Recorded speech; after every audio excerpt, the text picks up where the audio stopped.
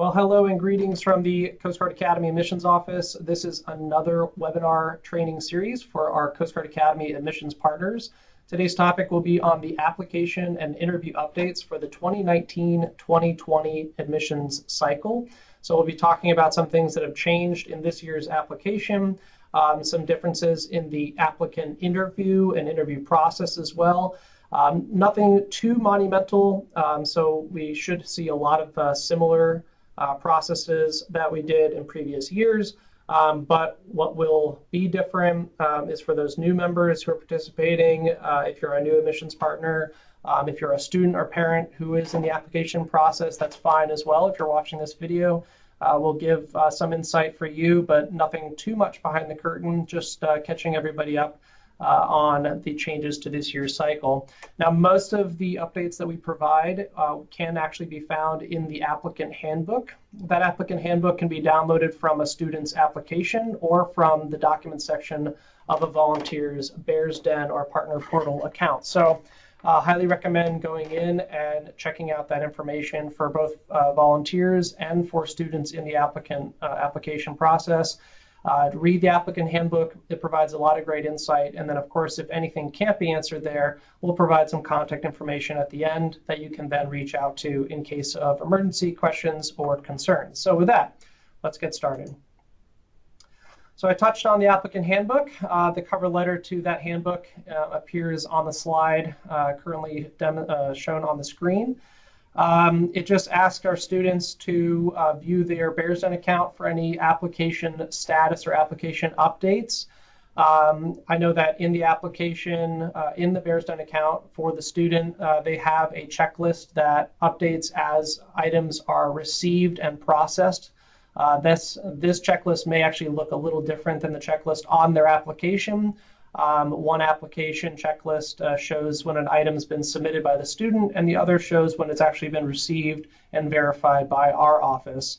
But the Applicant Handbook is a wonderful tool for students to use, for parents to use, to gain further insights, to get their basic questions answered, and that also extends into after they receive an appointment, what to do to prepare and how to become a ready swab for their swearing-in day for the class of 2024. So with that, all eligibility requirements are somewhat the same. There's only one really highlighted addition to our eligibility requirements from previous years. And it's not so much a change or an addition, it's just kind of an emphasis being placed on this. So everyone must be a U.S. citizen, unmarried, no dependents, between 17 and 22 years of age by the time they are swearing in to the class. So that's even for our Coast Guard Academy Scholar students. They can't be entering Scholars at an age that will make them ineligible the following year when they enter the class of 2025. They must be a high school graduate or a GED recipient before swearing-in day. An individual who has submitted at least one set of scores from either the ACT or SAT exam taken without special accommodations, and at least one essay, or the essay and writing sections are optional. So we don't require the essay section. It is optional. Same with the subject matter tests. Those are also optional as well. So keep that in mind as you are filling out your application or considering applying as far as our eligibility requirements. Now, one of the big emphases this year is on the 60 to 80 inches in height. We cannot stress this enough. The application actually only allows a student to continue through the application if they select their height. And this is height taken without shoes on or without any sort of footwear on. So you have to be standing on the ground, flat-footed, and your height needs to be between 60 and 80 inches. If a student questions what their height is, it is a good idea to go see a doctor or their primary care physician to get their actual height. For some athletes, it's a good idea not to use the height that is necessarily indicated on their athletic profile because some sports exaggerate this stat. One example could be basketball or volleyball, where athletes are potentially measured with shoes on or footwear on, and they could exaggerate the height a bit, which can throw off their overall height weight requirements. But One big one that we've seen in the past, and to give everyone a bit of an example, is with the 60-inch minimum.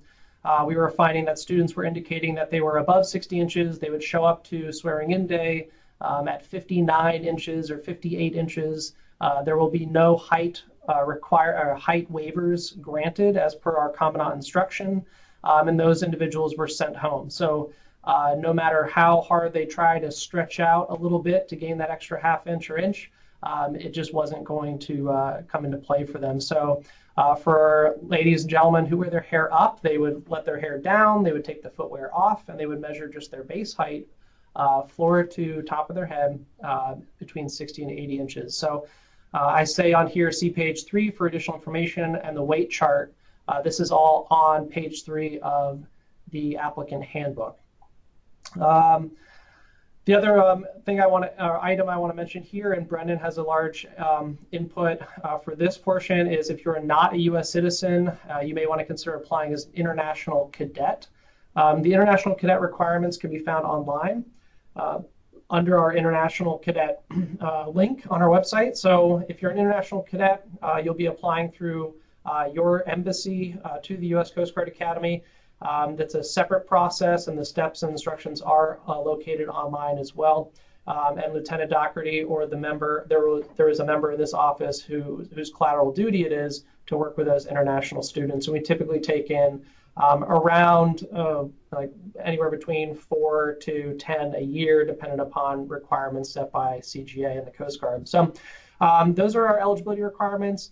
Before I move on from here, Lieutenant Dougherty, if you want to come off mute, is there anything that I missed or anything that you want to highlight or any topics of importance on this subject? Thanks, Alex. Hi, everyone. I'm Lieutenant Brennan Dougherty. I'm the Processing Section Chief. Just to highlight what Mr. Eames had said previously about the 60 inches, it was we're emphasizing that a lot this year because there were a handful of applicants that unfortunately just could not move on with the application or reported a taller height or a higher or taller height than they actually were, and we've had folks sent home in the past for that reason. So there is actually no medical waiver for that height requirement. So that is a stop all if you're not 60 inches or above. Moving on to the international applications and international students, please send them my way. I run that international cadet program, and it's run through the office of DCOI at headquarters, and I work with them on getting an international cohort here every year. So please send them my way. Oftentimes, international students that are here in the U.S. will not follow through with that program because they're in the U.S. already and they want to stay in the U.S. International students that come here have to be sponsored by their home country and return to their home country and serve X number of years in their home country's Navy, Coast Guard, or military. Excellent. Thank you very much, Brennan. So these are the eligibility requirements this year, somewhat similar to years in past, but emphasis placed on different components this year. Admissions requirements, as far as required forms, we ask that every student provide a high school transcript, that they get a math instructor letter of recommendation, English instructor letter of recommendation, guidance counselor letter of recommendation, and their physical fitness exam or PFE completed. The PFE is different from the CFA or the other Surface Academy fitness assessments. The physical fitness exam is a 3-part battery running 1.5 miles, cadence push-ups and sit-ups within 2 minutes. They have to complete this in its entirety on a separate occasion from their CFA. They can do it the same day, but it's not the same test. So that has to be made very clear with whoever is helping them to administer the PFE. And then they have to provide us with official SAT or ACT scores. These can be self-reported. That's one of the changes that you'll see later on mentioned in this presentation. The self-reported scores can even be uploaded by just typing out a page or writing on a piece of paper stating that those scores have been submitted separately through College Board or ACT. And we will touch on that again as we move along. As far as the Dahmer medical exam, that is the Department of Defense Medical Exam Review Board. Initial medical exams are conducted or are identified for students after their application is submitted and complete. We then identify students for the Dahmer exam. That is a Department of Defense medical exam. If they are flagged as someone who is not qualified and they are then appointed, we will start a waiver process. If they're not qualified and not appointed, a waiver process will not start for that student. If they are qualified, then they don't have to worry about anything, and then there may be opportunities or times when we ask for them to provide additional information, or they have to return to a Dahmer facility for additional follow-up. Supplemental forms possibly needed are for mainly college or prior enlisted or other service members. For enlisted or other service members, they need a commanding officer recommendation. If they are in college, we'll also require college transcripts. Resumes are also optional.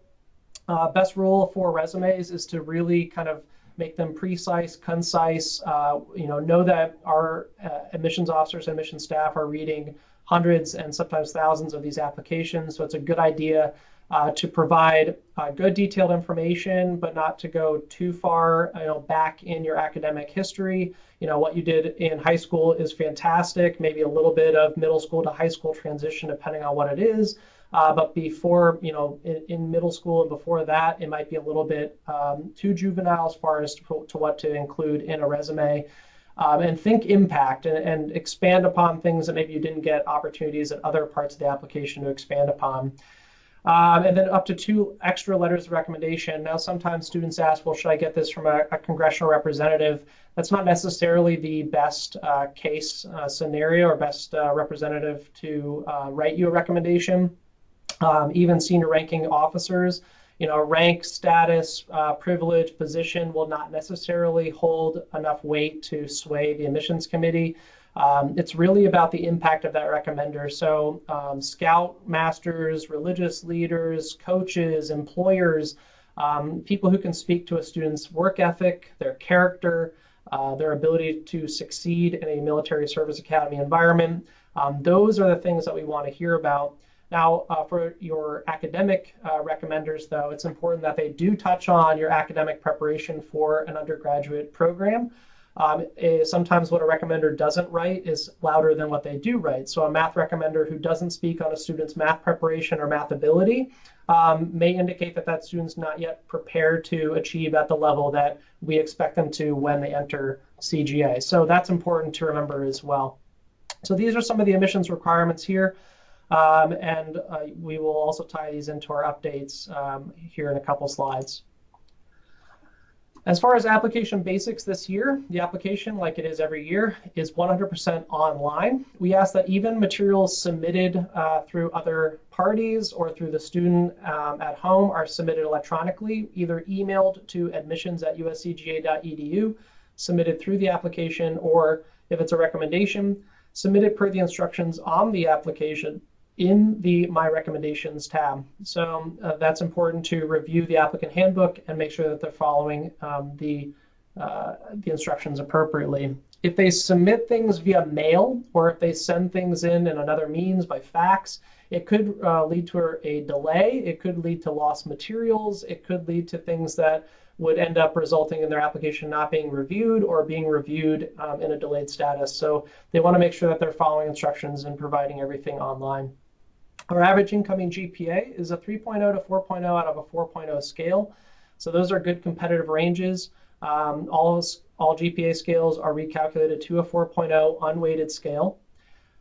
We do ask that, and we have seen average SAT, ACT scores in the 1200 plus, which is equivalent to about a 28 on the ACT for a combined composite score. And we do super score. We don't super score across tests, but we do super score within tests. So we can super score the SAT, we can super score the ACT, but we do not generally super score one section from the ACT and one section from the SAT.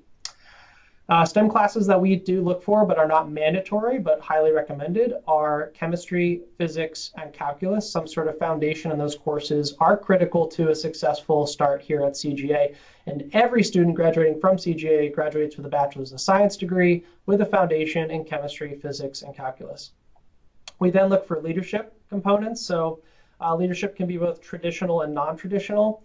Traditional leadership, like you would think of, team captain positions, first chair in music productions, a scout role, a civil air patrol, ROTC, JROTC role.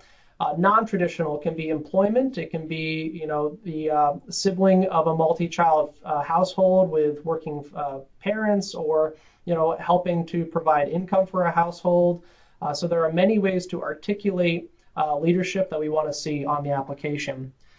Extracurricular activities then come into play, whether it's sports, music, work, etc. And those can be expressed in the optional resume upload or in the essays themselves. There are 3 mandatory essay questions. All are somewhat different this year, and it's important to really read and answer the question asked in the amount of space or amount of words asked to answer it in. And then we ask for the 4 letters of recommendation. We already touched on some of those averages for the PFE, and what we see coming in is an average PFE score of about 200 to 220, and this is out of a possible 300 points. It's always good to never aim for the minimum, which is a 130. It's always good to aim above that minimum, above 200, as close to 300 as you possibly can get, and you can submit that PFE as many times as you want. We will take the highest score that you submit, but for the PFE, we'll also take the most recent score. So if it goes down, you don't necessarily have to submit those scores, just keep retaking it. And updates are always encouraged and welcome after an application is submitted. The application is online now. Our early action deadline is October 15th, regular action deadline is January 15th, and the national acceptance deadline is May 1st. These dates have changed besides the May 1st deadline and the early action deadline. Our regular action deadline last year was January 4th. It is January 15th this year. Students, please pay attention to the January 15th application deadline for the Coast Guard Academy. And one of the biggest draws for our program is it is a merit-based application. No nomination is required.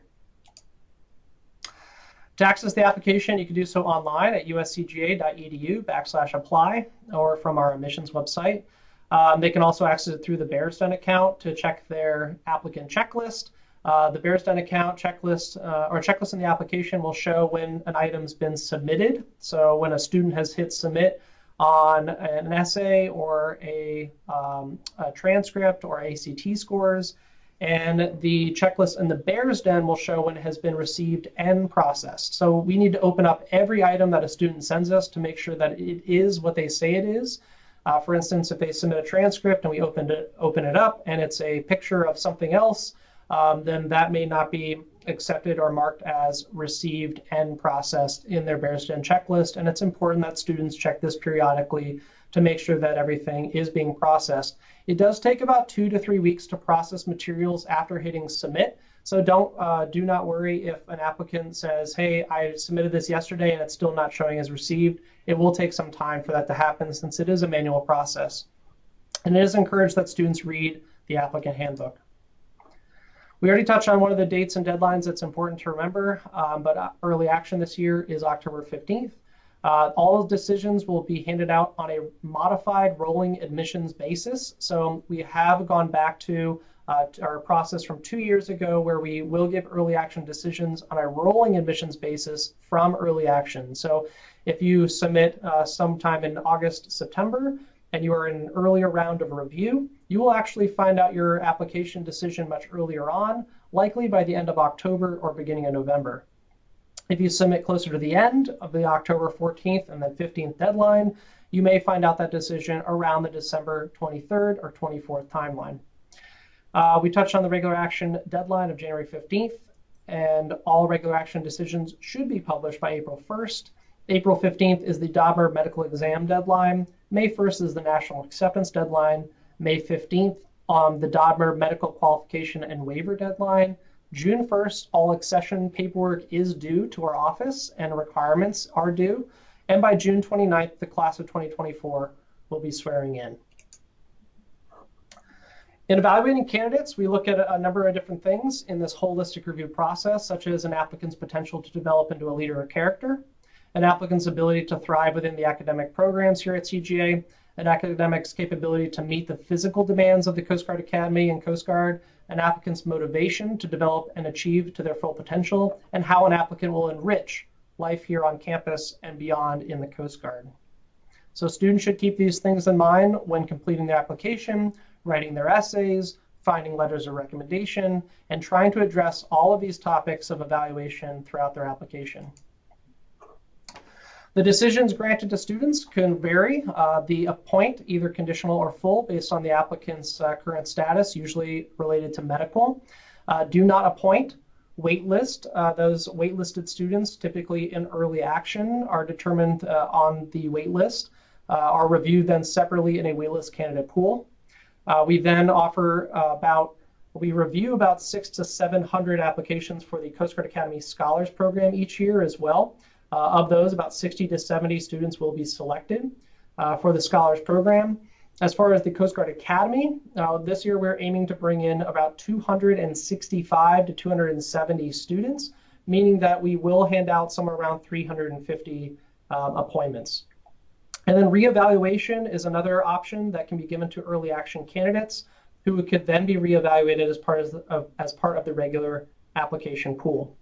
I go over some of the numbers down here at the bottom as well.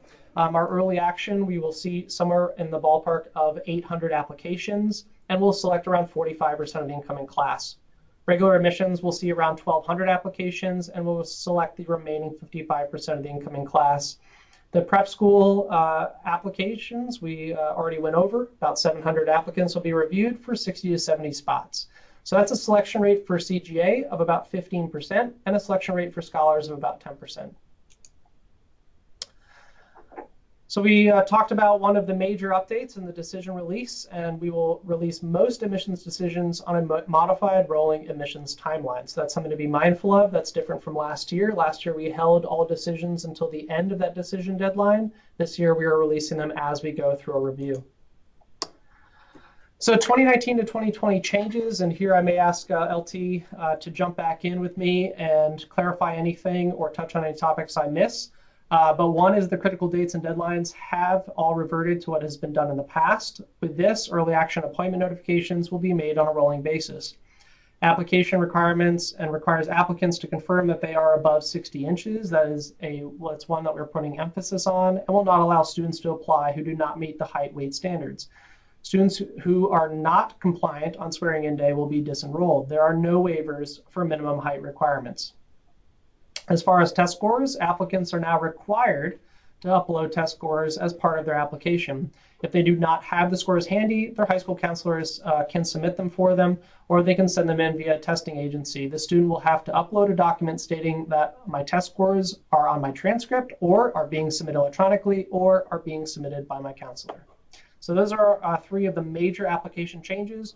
LT, do you have anything to add here? Is there anything that would need further clarification with our updates for the application? No, nothing to add. Just that is a change from this past year and all previous years, that the test scores are now a required upload. So applicants won't be able to continue with their application unless they actually upload something in that part of the application. So if they send their scores, which a lot of folks do through their testing agency, or their guidance counselors submit them on the transcript or the official test score, they need to upload something that states, hey, my test scores are being submitted this way, so they can move on in the application. Excellent. Thank you. All right, so moving on to our interview updates. We'll wrap up with the last couple slides and then open up for some questions and answers at the end. So as we did last year, the Coast Guard Academy Admissions Office will identify applicants to interview if amplifying information is needed to make an informed admissions decision. Not every student identified will be accepted to the Coast Guard Academy. Not every single student appointed to the Coast Guard Academy will be interviewed. There are new mandatory questions. We ask 6 mandatory questions and ask that all interviewers, our admissions partners, go online to find those questions when interviewing students. And it's nice to look for candid responses. It's nice to look for responses that don't seem so prepared. And it's perfectly okay to keep those questions somewhat open-ended to draw out more from the student's response. Interviews may be requested from students with letters of assurance or appointments. this is expected. So if a student has received a letter of assurance from our office or an appointment from our office, it still could be asked of them to conduct an interview. This is perfectly okay. We ask that all admissions partners who are conducting interviews ask the student before you start if they received any updates or word from the Coast Guard Academy admissions office. If the student says, yes, I've been appointed, then the tone of that interview may shift a little bit. The questions will still be asked. The student will still be asked to provide responses to those questions, but the partner may then choose to focus more on educating the student on any updates to admissions, any updates to the academy, or ways to prepare for SWAB summer. And it may turn into a little bit more of a Q&A session where the student and the family can ask them questions that they can try to answer to the best of their ability, or at least point them in the right direction to find answers. So just keep that in mind.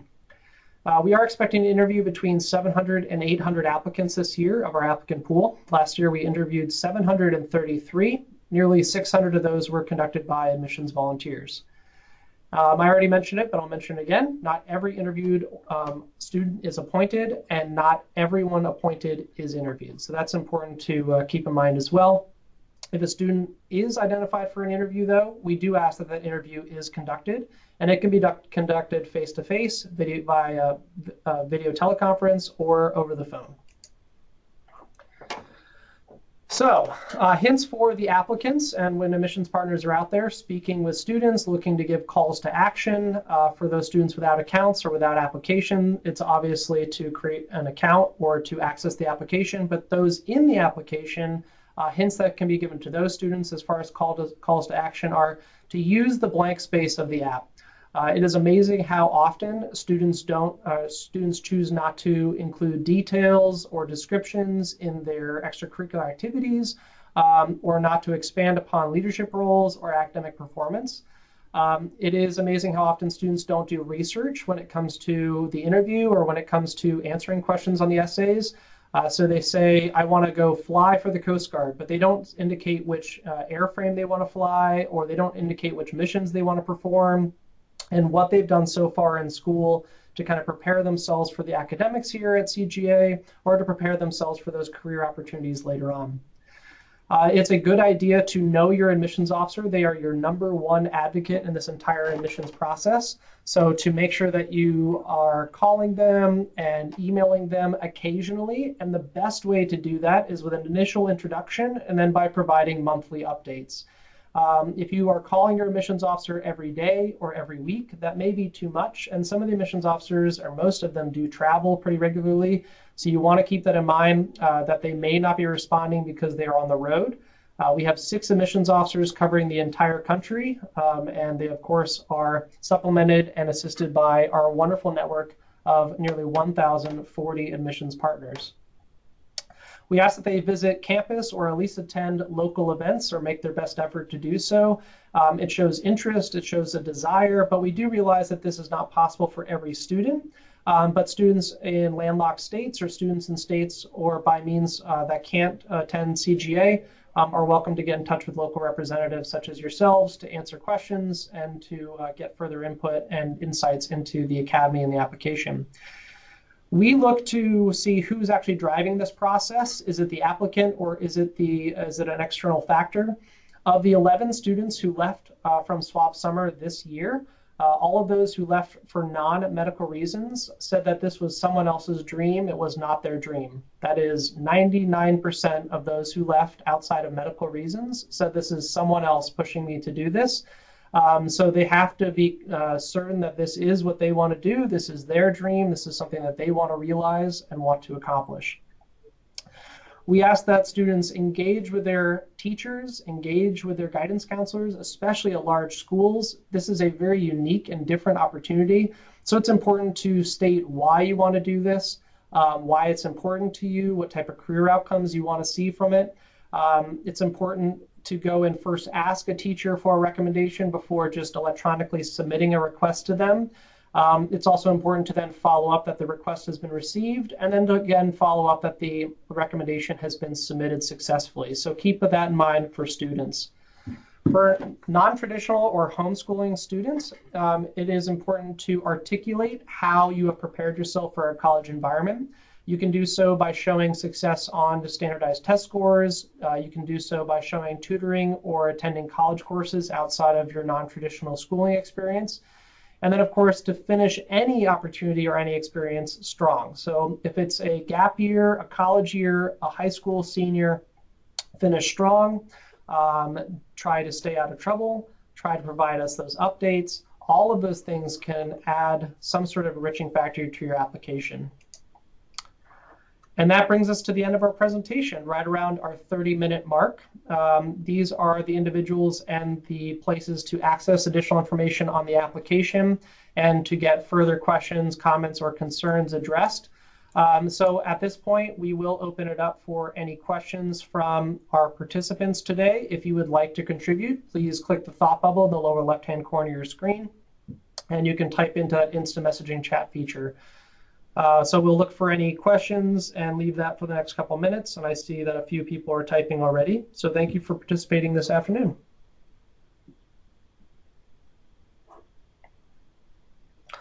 And just while people are typing their questions, a reminder that we do have online Lieutenant Brennan Dougherty in our operations department.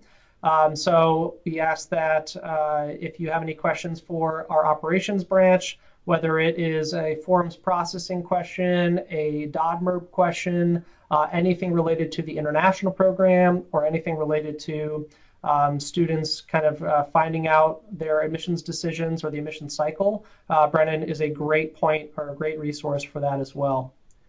So this particular presentation will be recorded and has been recorded, will be placed online along with any questions that are asked today.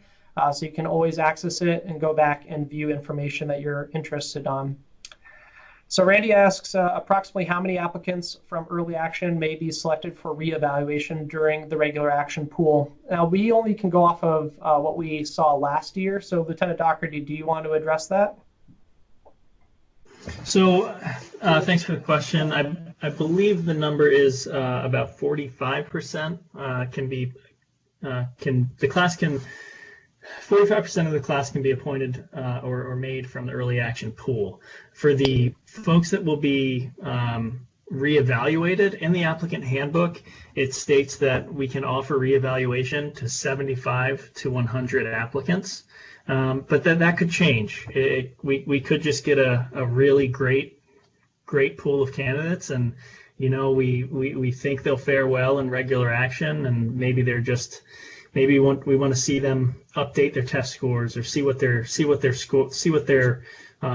first semester grades look like. So the by the book answer is 75 to 100 will be offered reevaluation, but that could change with the applicant pool. Excellent, thank you. Mr. Walt Hansen, who is actually one of two national interview coordinators, also brings up a great point. He states an informational interview, meaning that the applicant has been tendered an appointment or a letter of assurance, would still be required to answer the mandatory questions, and the answer is yes. So we ask that in order to put everyone sort of on the same playing field, if you are requested to conduct an interview, we ask that you please answer the mandatory questions or at least ask those of the students when they are responding, even those students who have been appointed, as a way of kind of gauging the response to those questions. They could be flagged for concerns if there's anything that needs to be readdressed or brought up with the student. That certainly is important to know about. So yes, we do ask that everyone is asked the same questions, but then the tone of that interview after those questions are answered can shift to more of an informational back and forth Q&A so that the student can be better informed as well from that point forward. Thank you very much, sir. So another question is, give me a second here. As the CO of a cadet unit and admissions partner, it is appropriate for me to submit a letter of recommendation for one of my interested C cadets. So if you would like to present a letter of recommendation to a C cadet in the capacity of an admissions volunteer, It may be best to do so in the form of the interview report, but if you at all have any sort of compromising relationship with a student, as far as it's too close of a professional relationship, then it may be appropriate to allow someone from a different perspective or an outside perspective to evaluate that student in an interview. If you do write a recommendation, it can be somewhat similar as a commanding officer recommendation for a prior enlisted member, which is perfectly appropriate. So to state that you've worked as the commanding officer or commanding representative of this student as a Sea Cadet, then you can write on their behalf, absolutely, just to identify or define your professional relationship with that applicant prior to delving into the recommendation itself. So that is appropriate. Yes, sir. Mr. Hardy says, great presentation. At what point in the application process should students expect to receive notification of DODMERB? And that really depends. This is actually a great question for Lieutenant Dougherty as well. It would depend upon the student submitting and completing their application, but I'll let the LT go into a little bit more detail on when this exactly is triggered from our office's perspective for the Dahmer process. So the Dahmer process, they're not going to get any scheduling information until they actually submit their application. Their application has to be submitted. We have to have it at least attached to their application after they submit it. We need at least their transcript and their test scores. If they meet a certain finalist score, which admit their application, their information will automatically be sent to DODMERB at the end of the day when we run our exports and we run all of our processes. So an important thing for the students to remember, or the applicants to remember, is that scheduling the DODMERB exam, it's all on them, and setting up their DODMERB portal and answering the mail from DODMERB, whether they have remedials or whether DODMERB wants any amplifying information about some kind of medical status or maybe a previous surgery they might have had. That's all on the student. We really only get involved in the medical process if we are going to be offering an applicant an appointment and they are disqualified medically, because then we need to initiate the waiver process. And Miss Shannon Castanera on the screen here, she's a retired HS1. She's intimately familiar with the medical waiver process. She actually worked here in the Academy Clinic, so she knows the Dahmer medical manual and the Coast Guard medical accession manual like the back of her hand. So she's a great resource for you guys. Just remind the students that if they start asking you a lot of questions, when am I going to hear from Dahmer? When am I going to be qualified medically? That is on them to go through their DODMERB portal. So they get a login and a DODMERB portal through the DODMERB website. So that's, in short, they have to submit their application, they have to be a competitive applicant, and DODMERB will send them scheduling information.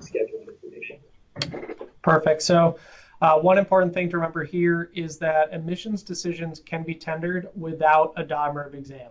So the DODMERB exam is not mandatory and is not taken into account when making admissions decisions.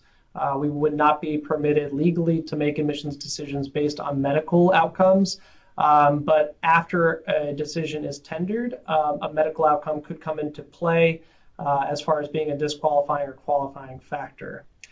So great question so far.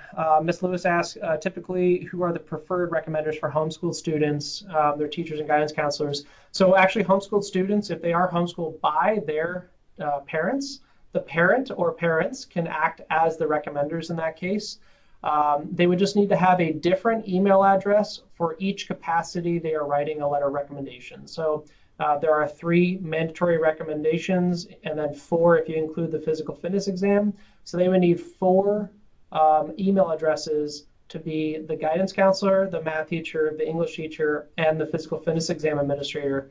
Now, from an admissions perspective, it is a good idea for a homeschooled student to receive a recommendation, academic or otherwise, from an outside source outside of their family's homeschooling environment. So if they have a tutor, a college professor, or some other academic influence who can provide a recommendation on their behalf, it may be a good idea to also use them as a recommender, but the parents are certainly welcome to be those homeschooled recommenders.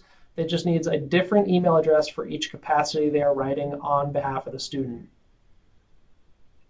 Great question. So we are reaching the end of our presentation. We're about 40 minutes in. I will take any last minute questions here and pause momentarily to see if anyone has anything else. And it doesn't appear to be the case. So it looks like Mr. Webster might be writing something. Wonderful. Well, thank you very much, everyone. We appreciate you all being here this afternoon. Best of luck out there in the application and interview cycle. It's going to be a lot of great work. There's a wonderful plethora of schools and students to meet out there. If you have any questions, feel free to contact our office anytime. Email us, go online to find those answers, read the Applicant Handbook, or call my desk or our front desk, 860-444-8503. We really appreciate you all being here today. Thank you again. And as always, go Bears.